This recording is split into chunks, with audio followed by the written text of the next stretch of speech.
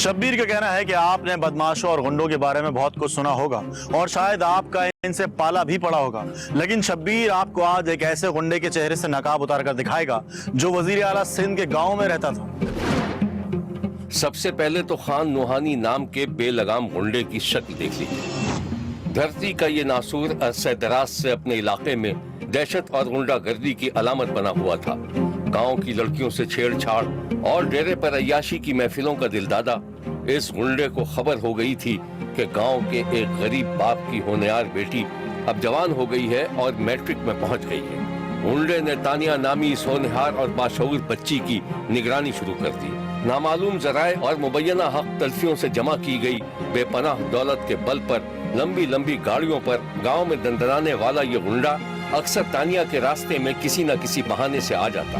तानिया अपनी चादर में सिमटी सर और नजरें झुकाए घर से स्कूल और स्कूल से घर आती जाती रहती। तानिया रास्ता चलती तो उसे कदम कदम पर धड़का लगा रहता कि खान नुहानी नामी गुंडा कहीं उसका रास्ता न रोक ले। खुलेआम असलहा लेकर चलने वाला ये बुज़दिल गुंडा अपने आप को गांव का अंदाता समझता था। खान नुहानी ने कई बार तानिया से बात करने की कोशिश की, लेकिन तानिया ने उसको इतना मौका ही नहीं दिया। लेकिन कब तक। एक दिन घर लौटते हुए तानिया के बाप को गुंडे ने रोक लिया।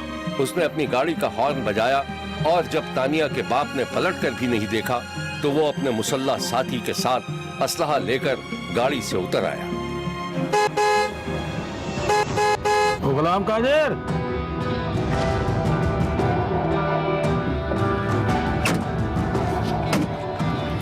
सलाम साईं। वालेकुम सलाम। क्या बात है गुलाम कादिर, लिफ्ट नहीं है हम गरीबों को? ना साईं, मैंने सुना नहीं था, वरना मैं पहले ही रुक जाता। गुलाम कादिर, इस गांव में सब मुझे जानते हैं और तू अच्छी तरह जानता है। हाँ साईं, जानता तो मैं भी हूँ साईं आपको, पर क्या करूँ, मजदूर हूँ ना मैं। लो, अरे घर में खजाना छुपा रखा है और हमें कह रहा है कि मजदूर है। साईं, मैं तो मेहनत मजदूरी करके अपने बीवी बच्चों का पेट पालता हूँ, अच्छी तालीम दिलवाता हूँ, अल्लाह का शुक्र है। अरे याद आया, वो तेरी एक बेटी थी ना तानिया, वो क्या कर रही है आजकल? साईं, वो पढ़ती है, मैट्रिक में है। अबे गुलाम कादिर, कब तक पढ़ाएगा लड़की को? वो फायदा क्या है? वो कोई अच्छा सा लड़का देख के रिश्ता कर दे उसका। साईं, ये तो अल्लाह को पता है ना कि कब क्या होना है। अच्छा साईं, मैं चलता हूँ, मुझे एक जरूरी काम है। बड़ी मेहरबानी आपकी। अरे मेहरबानी तो आपकी है गुलाम कादिर साहब, जो आप हम जैसे लोगों से बातचीत कर लेते हो। जाइए जाइए, चल बे, बैठ गाड़ी में। खान नुहानी अपने मुसल्ला साथी के साथ गाड़ी में बैठकर रवाना हो गया और तानिया का बाप किसी अनजाने खौफ से लरजने लगा। तानिया के बाप को अंदाजा हो गया था कि इलाके का गुंडा खान नुहानी आखिर चाहता क्या था। तानिया का बाप इस वाकये के बाद पूरी रात जागता रहा। शब्बीर ने देखा कि तानिया की मां नींद से उठी तो उसने देखा कि उसका शौहर किसी गहरी फिक्र में था। तानिया की मां शौहर के पास आई और उसे परेशान देखकर खुद भी परेशान हो गई। सुनिए, क्या हो गया आपको? खैरियत तो है? अरे मैं तो आपको बताना ही भूल गई, उस बदमाश ने एक औरत को भेजा था मेरे पास। तो फिर? उसने ये पैगाम दिलवाया है कि तानिया उसको पसंद करती है और उससे उसकी शादी करवा दे। क्या? तो फिर तानिया ने क्या कहा? तानिया से मैंने पूछा था तो मरने मारने पे उतर गई। मैं अच्छी तरीके से जानता हूँ अपनी बेटी को, लेकिन मैं मजबूर हूँ, मेरे तो कुछ समझ में नहीं आ रहा। तुम ही मुझे कुछ बताओ कि मुझे क्या करना चाहिए। अरे तो आप डरते हैं क्या? अरे तुम नहीं जानती, सब लोग उससे डरते हैं। एक नंबर का गुंडा है गुंडा वो, यहाँ तक के इलाके की पुलिस भी उसके इशारों पे चलती है। अरे तो इन गुंडे बदमाशों के डर से अपनी बेटी को घर में बिठा लें क्या? तालीम ना दिलवाएं? अच्छा चले, आप फिक्र ना करें, मैं आपके लिए चाय बना के लेके आती हूँ। तानिया की मां चाय लेने चली गई और उधर सुबह की अजान गूंजने लगी। शब्बीर ने देखा कि तानिया सुबह की अजान के साथ जाग गई। तानिया ने मोबाइल उठाकर वक्त देखा और फिर बिस्तर से उतरकर वुजू करने चली गई। फिर शब्बीर ने देखा कि तानिया नमाज से फारिग होकर स्कूल जाने की तैयारी करने लगी। इस दौरान उसने अपने माँ बाप को सलाम भी किया। अस्सलाम वालेकुम। वालेकुम सलाम बेटा, जीती रहो। बेटा तुम्हारा स्कूल कितने बजे लगता है? 7:30 बजे अप्पू। अच्छा बेटा चलो मैं तुम्हें छोड़ के आता हूँ। अरे आप क्यों जाएंगे? रोज भी तो मैं अकेली जाती हूँ ना, आज भी चली जाऊंगी। अच्छा बेटा एक बात बताओ, तुम उसे जानती हो, उस गुंडे बदमाश को जो लड़कियों को छेड़ता है? उसे तुम जानती हो? नहीं, बस 1-2 बार देखा है जाते हुए। मेरा मतलब है उसने तुम्हें कभी कुछ कहा तो नहीं ना? ऐसे कैसे कुछ कह देगा मुझे? सर ना फाड़ दूं मैं उसका। शाबाश मेरी बेटी। चलें, अल्लाह हाफिज। अच्छा बेटा अल्लाह हाफिज। इलाके के बदमाश नोहानी को अंदाजा हो गया था कि तानिया उसके हाथ आने वाली नहीं थी। अब वो अपने डेरे पर बैठा तानिया को अगवा करने का मंसूबाबंदी कर रहा था। साईं अगर इजाजत हो तो एक बात पूछूं आपसे? हाँ पूछो। साईं ये जो तुम्हारे दिमाग पे तानिया का भूत सवार है, क्या सचमुच उससे शादी करोगे? अब तो इतने अरसे से मेरे साथ है, तो अभी तक पहचाना नहीं मुझे। वही तो मैं सोच रहा था कि हमारा साईं इतना बेवकूफ नहीं हो सकता। एक बात बता, ऐसा कौन सा काम है जो तेरे साईं ने सोचा हो और वो ना हुआ? वाह साईं वाह, ये बात तो है। अब तू देखना, जहाँ तू खड़ा है ना, इसी जगह पे खड़ी होगी वो। मगर अगर उसने शादी से इनकार कर दिया तो? लानत है तेरी शक्ल पे, और जब बोलेगा ना उल्टा ही बोलेगा तू। अब बात सुन, एक दफा यहाँ आ गई ना तो उसका बाप भी आके हाथ जोड़ेगा, यहाँ मेरी बेटी से शादी कर लो।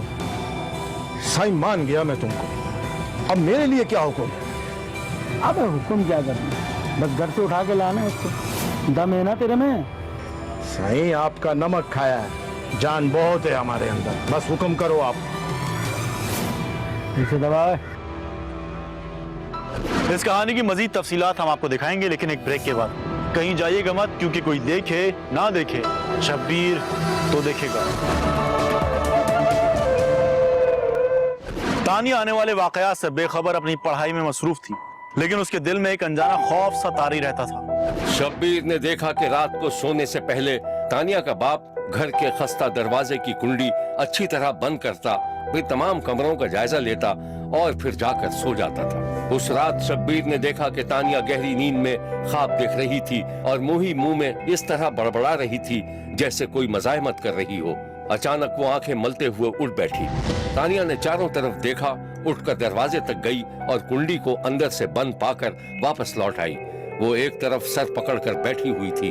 फिर उसे ऐसा महसूस हुआ जैसे उसके आंगन में कुछ लोग चल फिर रहे हों। तानिया ने खिड़की का पर्दा खिसकाकर देखा तो बाहर कोई नहीं था। तानिया दूसरे कमरे में चली गई और उसने अपनी माँ को जगा दिया।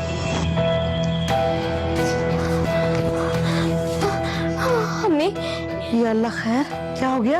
अम्मी मुझे खुशी से पलट गई, मगर अब उसकी आंखों में नींद कहाँ। उसे वो मंजर याद आ गया जब रास्ते में नोहानी उसे घूरता हुआ गुजर गया था। तानिया ने दूसरे ही लम्हे अपनी सोच को झटक दिया और किताब खोलकर बैठ गई। उधर इलाके के गुंडे नोहानी ने तानिया को अगवा करने की मंसूबाबंदी मुकम्मल कर ली थी। शाम का वक्त था। नोहानी के डेरे पर उसकी गाड़ी खड़ी थी और वो अपने मुसल्ला साथी के साथ गाड़ी के बाहर मौजूद था। तैयार हो तुम लोग? शब्बीर ने देखा कि वो दोनों गाड़ी में बैठे और फिर गाड़ी थोड़ी देर में तानिया के दरवाजे पर आकर रुक गई। नोहानी और उसका मुसल्ला साथी गाड़ी से नीचे उतरे। नोहानी ने लकड़ी के खस्ता दरवाजे को धक्का दिया तो वो खुल गया। अब वो दोनों अंदर बड़े से आंगन में पहुंच चुके थे। और सामने वाला कमरा वो ना वही करोगे ये लोग। आओ।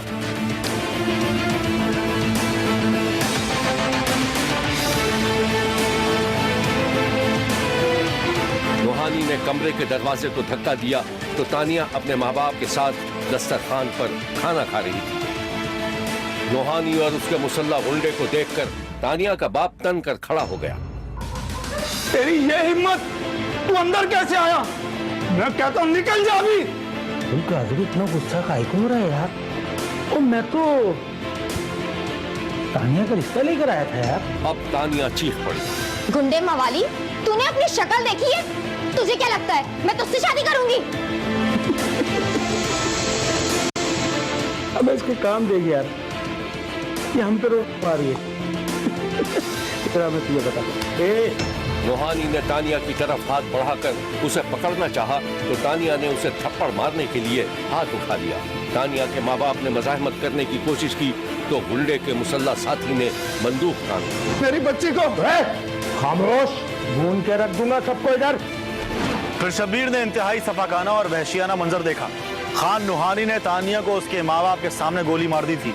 एक गरीब मजदूर की बेटी को बाअसर गुंडों ने हलाक कर दिया। इस खुल्लम खुल्ला गुंडागर्दी के बाद वजीर आला सिंध के गांव के लोग एहतजाज करते हुए बाहर निकल आए और कातिल की गिरफ्तारी का मुतालबा करने लगे। ये है एहतजाज के मनाजिर।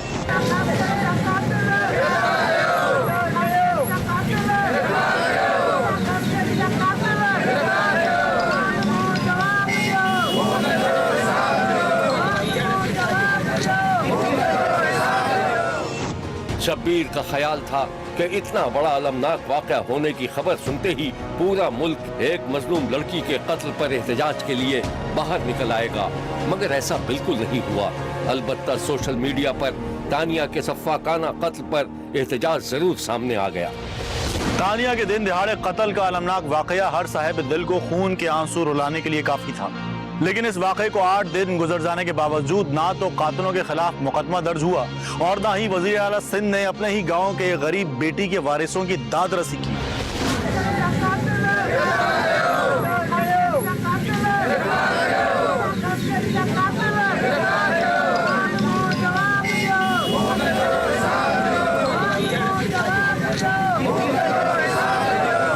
मीडिया पर वावेला मचने के बाद वजीर आला को बिलाखिर ख्याल आ गया तो वो मजलूम लड़की के घर पहुंच गए। शब्बीर ने देखा कि तानिया की माँ वजीर आला के कदमों में गिरकर रो रही थी।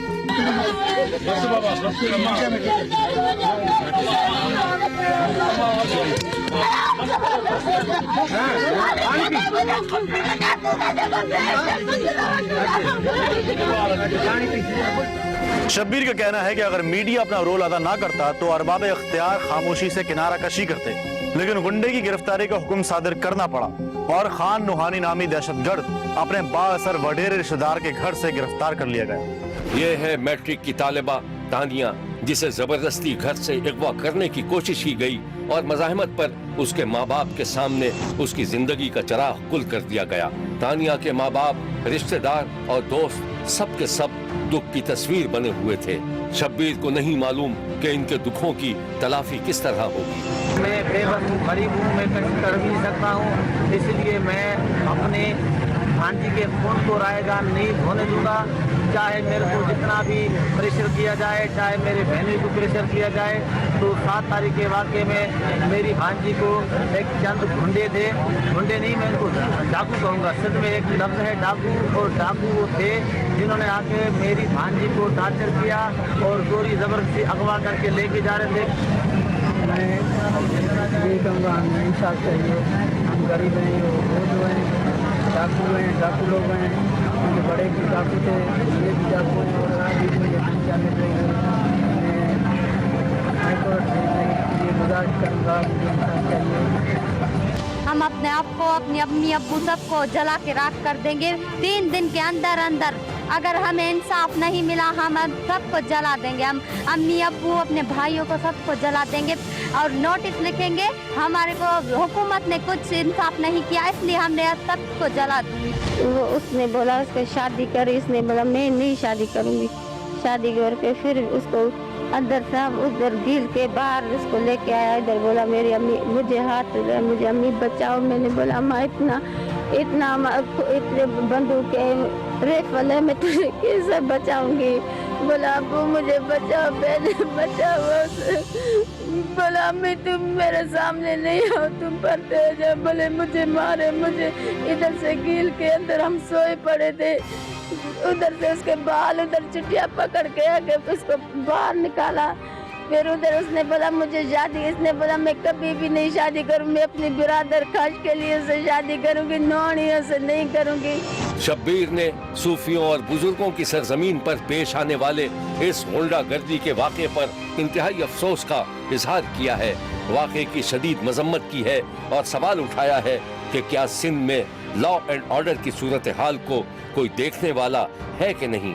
ये वाक़या एक गरीब लड़की के साथ पेश आया। शब्बीर ने सवाल किया है कि अगर किसी जागीरदार, वडेरे या बाअसर हुकूमती ओहदेदार के घर खुदा न खास्ता ये वाक़या पेश आता तो क्या तब भी इतनी ही खामोशी रहती जितनी तानिया के कत्ल पर है। शब्बीर का कहना है कि इस वाक़े का बराह रास्त जिम्मेदार तो गुंडा नोहानी ही है, लेकिन ऐसे गुंडों को शय देने वाले भी इस तरह के वाक़यात के जिम्मेदार हैं। देखते रहिए, क्योंकि कोई देखे न देखे, शब्बीर तो देखेगा।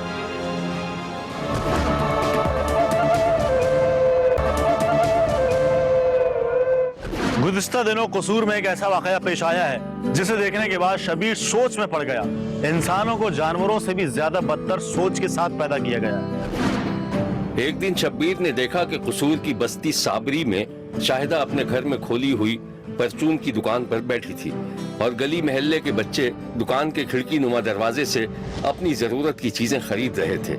दुकान के अंदरूनी हिस्से में एक तरफ शाहिदा की बेटी कुरान पढ़ रही थी, जबकि शब्बीर ने देखा कि दुकान के सामने एक साइकिल आकर रुकी जिसके पिछले हिस्से पर कुछ सामान लदा हुआ था। यह शाहिदा का मजदूर शौहर हनीफ था जो दुकान के लिए सामान लेकर आया था। हनीफ ने साइकिल खड़ी की और आटे की बोरी और दीगर सामान उठाकर दुकान के बराबर वाले दरवाजे से घर में दाखिल हो गया। फिर उसे दुकान में सामान रखते देखा गया। शाहिदा, कोई बिक्री नहीं हुई? अब नहीं, कुछ खास नहीं, सब उधार मांगने आते रहते हैं। अच्छा, ये सामान लेके आ गया हूँ, उसको देख लेता हूँ। ठीक है, एक सेकंड। हाँ बेटा, क्या चाहिए? टॉफी?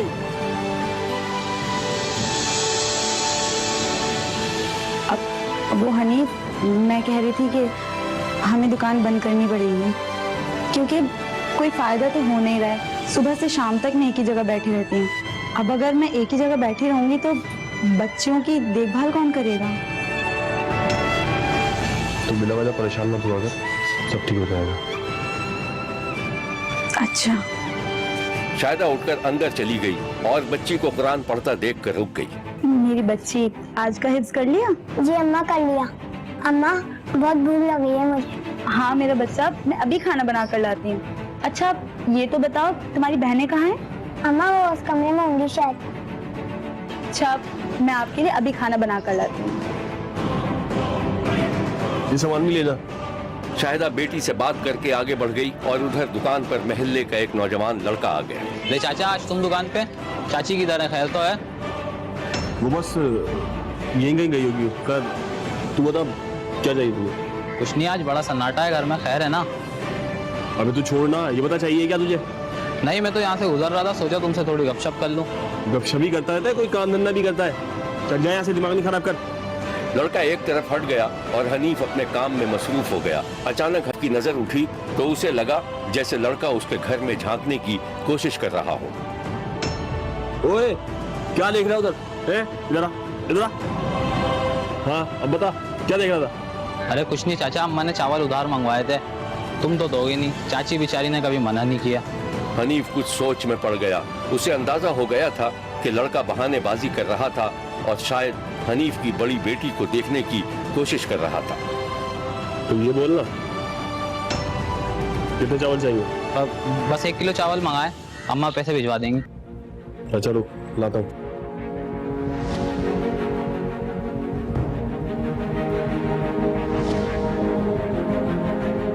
ये ले भाई। हनीफ ने चावल तोल कर लड़के के हवाले कर दिया। लड़का चुपचाप वहाँ से चला गया तो हनीफ ने दुकान बंद कर दी और अंदर आ गया।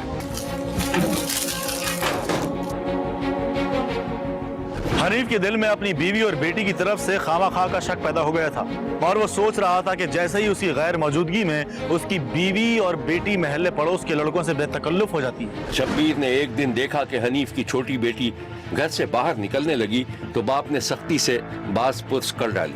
रायबा, कहाँ जा रही है तू? अरे भाई मैं ऐसे जरा सब्जी लेने भेज रही हूँ। तो चादर क्या है इसकी?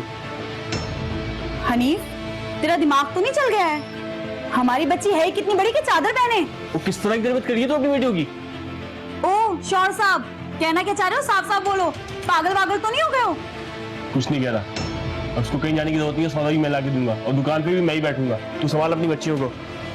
बड़ी जल्दी ख्याल आया? बैठो मेरी बला से, मुझे क्या? वैसे आज तुझे हुआ क्या है? कुछ नहीं हुआ मुझे, जमाना देखा है मैंने और जो मैंने कह दिया ना वही होगा। हाँ ये बड़ी बात है। बैठ जा तू। हनीफ बीवी से लड़ने के बाद खामोशी से उठा और घर की खिड़कियों पर टंगे टाट के पर्दों को ठीक करने लगा, जबकि उसकी बीवी उसे हैरत और गुस्से से देखती रही। इंतहाई गुर्बतज़दा जिंदगी गुजारने वाले घराने में खामाखा के शक ने जहर घोल दिया था। हनीफ जिन लोगों में उठता बैठता था उनकी अकल पर भी पर्दा पड़ा हुआ था। एक दिन शब्बीर ने देखा कि हनीफ अपने कुछ दोस्तों के साथ ढाबे पर बैठा गपशप कर रहा था। तुझे पता है असलम की बीवी का चक्कर चल रहा है? हाँ, जब पूरा दिन घर से बाहर होगा तो ऐसे ही होगा। क्यों हनीफ? तो भाई जिनकी तू बात कर रहा है ना, मैं गलत है वो। मैं होता ना तो किस्सा ही तमाम कर देता। रहने दे। बीवी के सामने तू बिल्ली बना फिरता है, यहाँ तेरी बातें ही नहीं खत्म होती हैं। हाँ तू बड़ा शेर है ना। और देख बात सुन भाई, ये 20 बच्चों की बात बीच में नहीं लेके आएगा। अबे रोज बीवी से झगड़ा होता रहता है, ये तो शकी है। क्या बात कर रहा है तू? पर की मत छोड़ा का हर वक्त। हनीफ भाई तेरा झगड़ा होता है ना?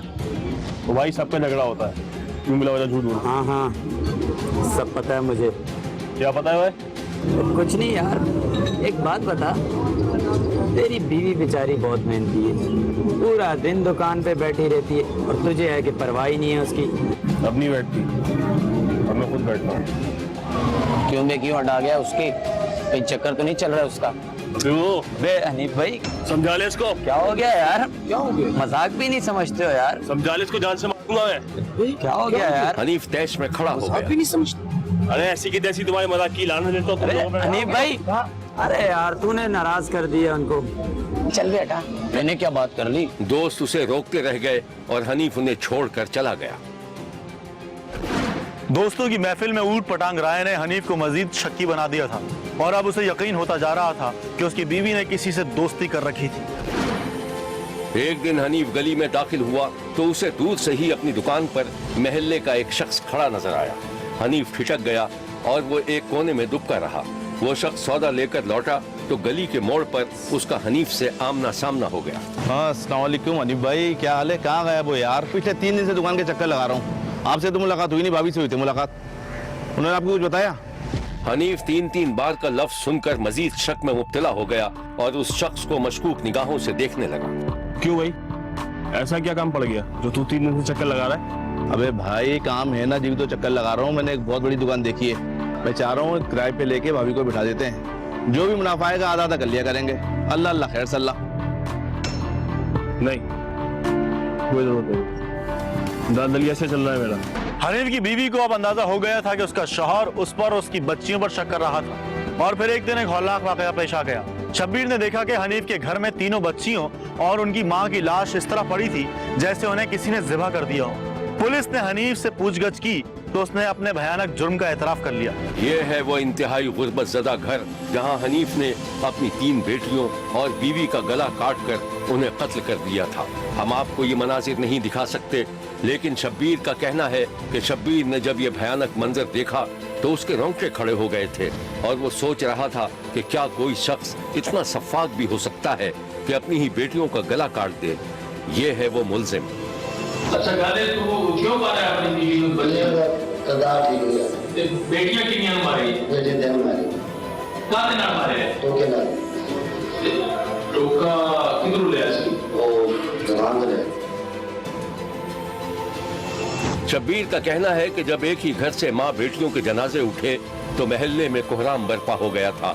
शब्बीर का कहना है कि कातिल बाप और शौहर को दुनिया में चाहे जो भी सजा मिले वो उस जुर्म के बराबर नहीं हो सकती जो उसने सरअंजाम दिया था। देखते रहिए, क्योंकि कोई देखे न देखे शब्बीर तो देखेगा।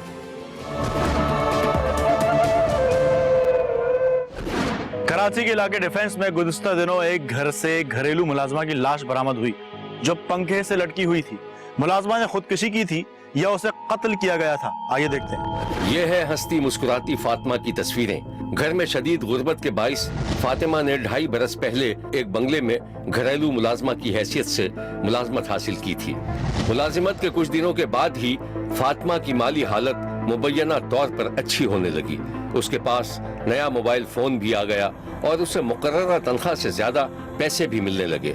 शायद फातिमा के मालिकान खुदा तरस थे जो फातिमा की गुर्बत के पेश नजर उसकी जरूरियात का ख्याल रखते थे। शब्बीर को मालूम हुआ है कि फातिमा जिस बंगले में काम करती थी वहाँ सिर्फ मियाँ बीवी ही रहते थे। शौहर एक बड़ी कंपनी में अच्छे ओहदे पर था जो हस्बे मामूल दफ्तर चला जाता था, जबकि घर की मालिका मुलाजमा की निगरानी करती थी। फातिमा की पंखे से लटकी हुई लाश का मामला थाने तक पहुंचा तो तफ्तीशी अफसर ने अपनी रिपोर्ट में लिखा कि घरेलू मुलाजमा ने खुदकुशी की थी, मगर फातिमा के माँ बाप इस तफ्तीश से मुतमईन नहीं हुए और उन्होंने शदीद एहतजाज करना शुरू कर दिया। उनका कहना था कि बंगले में सिर्फ 2 लोग मौजूद थे, जबकि तीसरी उनकी बेटी थी, चौथा कोई शख्स वहाँ मौजूद नहीं था। बेटी ने खुदकुशी नहीं की बल्कि उसे कत्ल किया गया है। ये है एहतजाज के मनाजिर।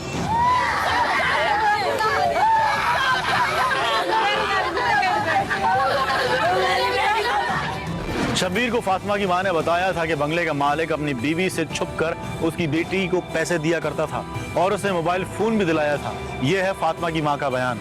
मोबाइल फोन भी 2 दिन पहले लेके दिया चुपके से, वो बेगम को नहीं पता और ऐसे बताया उसने साफ फातिमा बाजी को नहीं बताया और पैसा भी देता था चुप चुप के 3,000, 4,000, 5,000, 10,500 और कभी कभी 8,000 भी होगी। ये जो पिकनिक का जो पैसा है वो भी साफ देने वाला था 8,000। शब्बीर का ख्याल है कि फातिमा की मां के बयान के बाद शायद इस कहानी में मजीद कोई उलझावा बाकी नहीं रहा। इसके अलावा फातिमा का दोबारा पोस्टमार्टम करने वाले डॉक्टर ने जो बयान दिया है वो भी ये साबित करने के लिए काफी है कि फातिमा ने खुदकुशी नहीं की थी बल्कि उसे मुबैना तशद्दुद के बाद गला दबाकर हलाक किया गया था। स्ट्रैंगुलेट करके उसको मारा गया है और उसको तशद्दुद भी किया। हमारी तरफ से इसको ये सुसाइड नहीं है, ये होमिसाइड है। फातिमा की मौत से मुतालिक सवाल आपकी तरह शब्बीर के जहन में भी जन्म ले रहा है। शब्बीर ने उस रात थाने के बाहर इंतहाई दिलसोज मनाजिर देखे। फातिमा की माँ और उसके करीबी रिश्तेदार फरियाद कुना थे। उनका कहना था कि उनकी बेटी को कत्ल किया गया है। ये है वो मनाजिर।